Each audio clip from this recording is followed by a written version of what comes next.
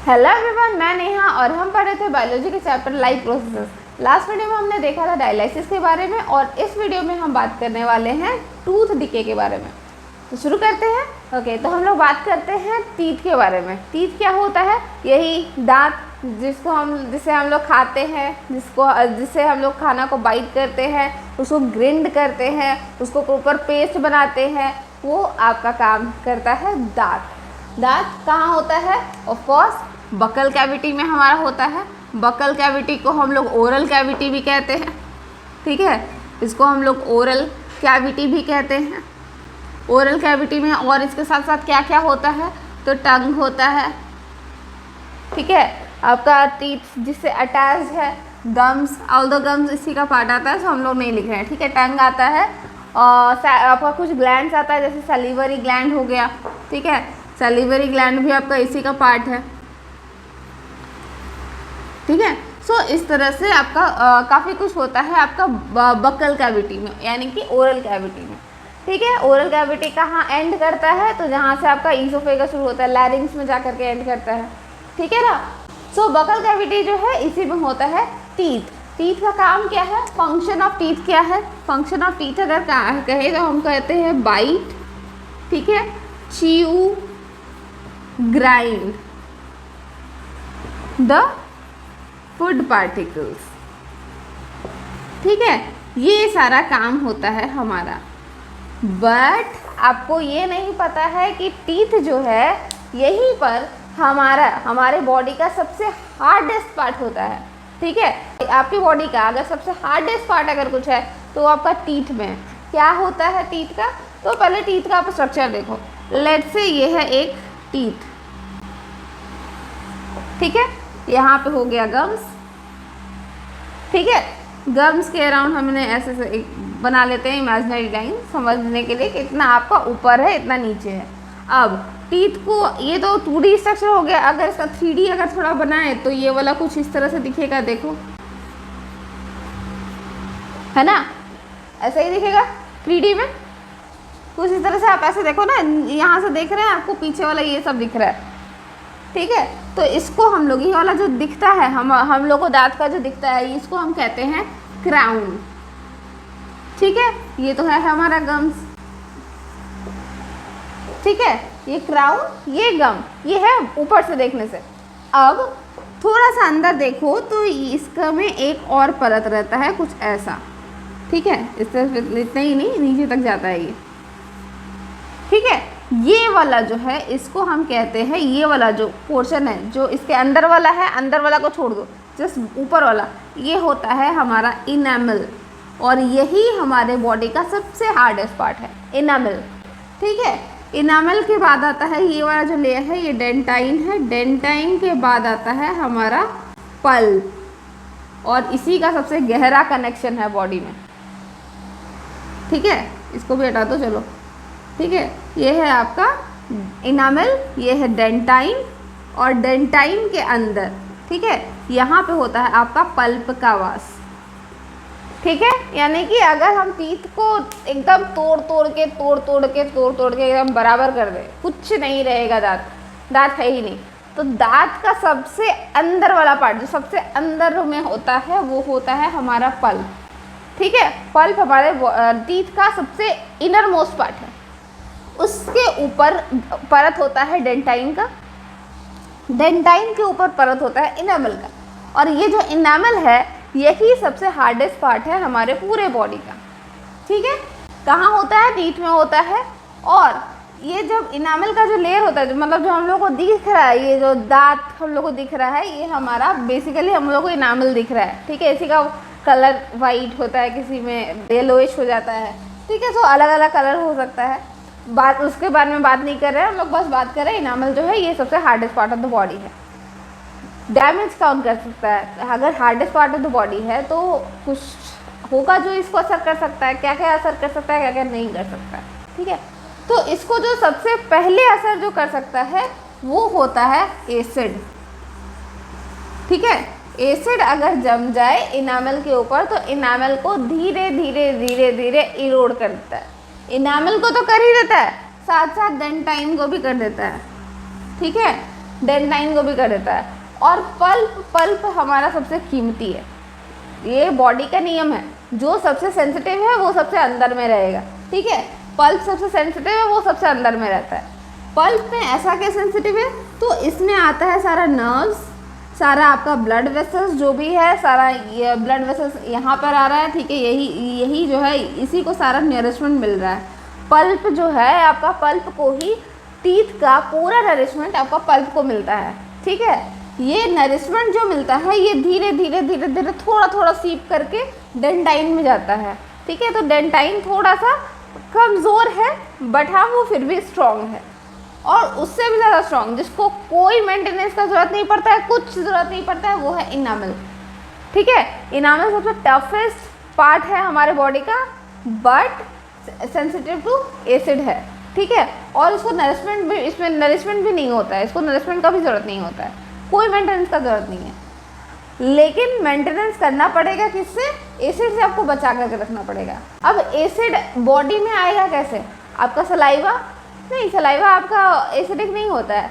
Saliva जो होता है इसका पीएच जनरली 7 होता है, बट आप क्या खाते हो, क्या पीते हो, इसके बेसिस पे कभी एसिडिक कभी बेसिक हो जाता है। अगर आप ज़्यादा फ्रूट्स खाओगे तो थोड़ा सा एसिडिक फ्रूट्स खाओगे तो एसिडिक हो जाएगा थोड़ा देर के लिए सलाइवा। तो क्या खाते हो, क्या पीते हो, अगर आप ज़्यादा पानी पीते हो तो फिर आपका सलाइवा न्यूट्रल रहेगा। तो सलाइवा का ये थोड़ा मतलब जनरली 6.5 से लेकर के 7.5, 7.8 तक के बीच में वैरी करता है। और ऐसा नहीं है कि वो एसिडिक होता है या बेसिक होता है, आप क्या खाओगे उस पर ज़्यादा डिपेंड करता है, ठीक है। तो इनेमल जो होता है, इनेमल को डेंजर है सबसे ज़्यादा एसिड से, ठीक है। एसिड से डेंजर है। एसिड बन कहाँ रहा है, कौन सा ऐसा एसिड है जो कि इनामल को डिटोरिएट कर सकता है, ठीक है। क्योंकि इनामल डिटोरिएट हो जाएगा, उसका डेंटाइन भी डिटोरिएट हो जाएगा इसी एसिड से, क्योंकि जब इनामल नहीं टिका तो डेंटाइन का क्या ही औकात है। तो डेंटाइन इनामल दोनों ही बर्बाद हो जाता है। जब बर्बाद हो जाता है तब आता है बारी पल्प का। अब ये एसिड जब पल्प के पास आएगा, जो भी एसिड है वो आकर के पल्प को इरिटेट करेगा। यहीं पर आपका ब्लड वेसल्स है, यहीं पर आपका सारा नर्व्स है। तो आपका पल्प तक जब बात आता है तो आपका दांत सेंसिटिव हो जाता है, इतना ज़्यादा सेंसिटिव हो जाता है, फूल जाएगा आपका पल्प। या फिर आपका इन्फ्लेमेशन जो होता है, इन्फ्लेमेशन का सिंपल मतलब जो होता है वो होता है इन्फेक्शन। आपका आपका पल्प तक अगर बात आ गया, अगर आपका पल्प तक एसिड पहुंच गया तो इसका मतलब ये होगा कि पल्प इन्फ्लेमेट हो गया, यानी कि इन्फेक्टेड हो गया है। अब इन्फेक्टेड हो गया है तो आपको दर्द होगा, स्वेलिंग होगा, बहुत ज़्यादा पेन होगा। तो ये सारा चीज़ होता है इन्फेक्शन होने से, जो कि हो जाएगा अगर आप एनामल और डेंटाइन को बचा करके नहीं रखोगे। किससे इन दोनों को प्रॉब्लम है, वही एसिड से। एसिड ये बन कहाँ रहा है, बहुत एसिड हो गया, एसिड बन कहाँ रहा है। तो क्या होता है, जब हम लोग खाना खाते हैं तो कई बार ऐसा होता है कि हमारे खाने के साथ बैक्टीरिया आ जाता है। ऑब्वियसली हम लोग ऐसे दुनिया में रह रहे हैं जहाँ डस्ट डर्ट बैक्टीरिया फ्री में मिलता है। तो डस्ट डर्ट बैक्टीरिया आकर के हमारे मुंह में गया खाना के साथ, जब हम लोग खाए डस्ट डर्ट बैक्टीरिया और खाना को एक साथ, तो कहीं ना कहीं फूड आकर के फंसेगा। क्यों? क्योंकि दांत दो दांत के बीच में थोड़ा सा सही गैप तो होगा, और ऐसा हो ही सकता है कि उस गैप के बीच में आकर के फ्लूइड या फिर हो सकता है आपका सॉलिड फूड पार्टिकल ही आकर के फंस गया। और हर जगह तो आपका जीभ जा नहीं सकता है ना उसको निकालने के लिए। तो क्या होता है, वो फूड पार्टिकल वहीं पर अटक के रह गया, और उसके साथ साथ खाने के साथ साथ तो हमने बैक्टीरिया खाया ही। तो ये बैक्टीरिया कहाँ जाएगा? बैक्टीरिया को चाहिए होता है नरिशमेंट। कोई भी ऑर्गेनिज्म हो उसको सबसे पहला चीज़ जो चाहिए होता है वो होता है न्यूट्रिशन। तो न्यूट्रिशन उसको चाहिए। न्यूट्रिशन के लिए क्या ढूंढेगा? खाने का सोर्स। खाने का सोर्स कहाँ है? आपके मुंह में ही, आपके दांत के बीच में फंसा हुआ। तो क्या होगा, वो जो खाना जो दांत के बीच में फंसा था उस पर आकर के बैक्टीरिया अटैक किया। अब बैक्टीरिया क्या करता है, बैक्टीरिया बाहर में एंजाइम्स निकालता है। या तो खाना को वो खुद ही फूड वैक्यूल में ले लेता है, उसके बाद फिर तोड़ ताड़ करके बराबर करके एब्जॉर्ब कर लेता है। या अगर खाना बाहर में है उसको वो ले नहीं पा रहा है उस फॉर्म में, तो बाहर ही एंजाइम रिलीज करेगा, बाहर में ही उसको तोड़ डालेगा। वही चीज़ करता है बैक्टीरिया। क्या करता है बैक्टीरिया? क्या किया, अपना एंजाइम्स को बाहर निकाला। बाहर निकालने से वो जो फूड पार्टिकल हुआ वो वहाँ पर टूटा। अब टूटेगा तो कुछ अमाउंट में एसिड निकलता ही है, लैक्टोज से लैक्टिक एसिड। अब हम लोग इतना कुछ खाते हैं, किसी में सिट्रिक एसिड होता है, किसी में कुछ और होता है। तो हमेशा कुछ ना कुछ बॉडी मतलब हमेशा कुछ ना कुछ दांत में आपका कोई ना कोई एसिड आपका बैक्टीरिया के एंजाइम से एक्ट होने के बाद कुछ ना कुछ एसिड रिलीज किया। अब ये जो एसिड हुआ इसको तो बैक्टीरिया कंज्यूम करे ना करे, हमारा ये इनामल ज़रूर कंज्यूम कर लिया। अब ये जो इनामल कंज्यूम किया तो इसके साथ एसिड के साथ साथ वो क्या होगा, धीरे धीरे इरोड हो जाएगा। पहले इनामल एरोड होगा, फिर डेंटाइन एरोड होगा, और बैक्टीरिया तो उस बीच बढ़ ही रहा है ना, क्योंकि उसको तो लगातार खाना मिल रहा है। आप रोज़ जब बाहर जाके खा रहे हो, रोज़ बैक्टीरिया खा रहे हो, और बैक्टीरिया के साथ साथ खाना खा रहे हो जो कि आपका दांत में अटक रहा है और आपका दांत को खाया जा रहा है साथ साथ, ठीक है। तो एक टाइम आएगा जब आपका इनामल ख़त्म हो जाएगा, फिर एक टाइम आएगा जब आपका डेंटाइन ख़त्म हो जाएगा, लास्ट में बच जाएगा पल्प, ठीक है। पल्प पर जैसे ही बैक्टीरिया पहुंचेगा उसको तो डायरेक्ट फूड सोर्स मिल गया ना, अब वो सारा बैक्टीरिया एक साथ अटैक कर दिया आपका पल्प पे। अब जब बैक्टीरिया अटैक किया पल्प पे तो ऐसे ही बैक्टीरिया से इन्फेक्शन हो जाएगा। और दूसरा चीज़, सिंस नर्व से इरिटेट हो रहा है तो इन्फ्लेमेशन होना ही था, इन्फेक्शन ऐसे भी होना ही था, तो इन्फेक्ट हो जाता है आपका कौन सा, पल्प। अब इसी में क्या होता है, टूथ का बेसिकली हम लोग ये तो एक टीथ, हम लोग टीथ इन प्लूरल बोलते हैं, तो ये तो एक टूथ का बात हुआ ना, ये तो एक दास्तान एक टूथ का हुआ। तो एक टूथ में कैसे कैसे उसका डिकम्पोजिशन होता है, कैसे कैसे वो टूटता है, इसको हम लोग कहते हैं डीके, ठीक है। तो कैसे एक टूथ का डीके होता है ये उसी का कहानी है, ठीक है। टूथ डीके को हम इन जनरल डेंटल कैरीज भी कहते हैं, ठीक है। डेंटो वर्ड जो है, डेंट वर्ड जो है, ये बेसिकली यूज़ होता है दांत के लिए, दांत से रिलेटेड वर्ड डेंटल हम लोग बोलते हैं, ठीक है। तो डेंटल दांत में केयर का कमी, तो डेंटल कैरीज, ठीक है। डेंटल कैरीज जो होता है ये आपका टूथ डिके के लिए एक जनरल टर्म है, या फिर इसको प्लाक भी कह सकते हैं, PLAKUE, प्लाक। बैक्टीरिया जो जब पल्प को अटैक करता है तो उसको हम लोग प्लाक बोलते हैं इन जनरल, ठीक है। तो डेंटल कैरीज जो होता है ये एक टूथ डिके का दूसरा नाम है। और टूथ डिके कैसे हो रहा है, यही आपका मुंह में दांत में फंसा हुआ खाना और खाने के साथ आने वाला बैक्टीरिया के कारण, ठीक है। सॉल्यूशन क्या है, टूथ कैरीज को कैसे ठीक किया जाए। तो सबसे पहला चीज़ ये हो रहा है एसिड के कारण, हो रहा है ना, एसिड के कारण हो रहा है। तो अगर आप पेस्ट लगा करके, पेस्ट अल्कलाइन नेचर का होता है, ठीक है, अल्कलाइन नेचर का या फिर बेसिक नेचर आप कह सकते हो, उस नेचर का होता है। तो जब आप ब्रश लेते हो, उसमें पेस्ट लगाते हो और अपना दांत घिसाई करते हो, ठीक है, यानी कि आप जब ब्रश करते हो दांत को, तो उससे क्या होता है कि वो जो पेस्ट है वो आपका कोने कोने तक पहुंच रहा है। अल्कलाइन नेचर है, एसिड को न्यूट्रलाइज कर दे रहा है, ठीक है ना, एसिड को न्यूट्रलाइज कर दे रहा है।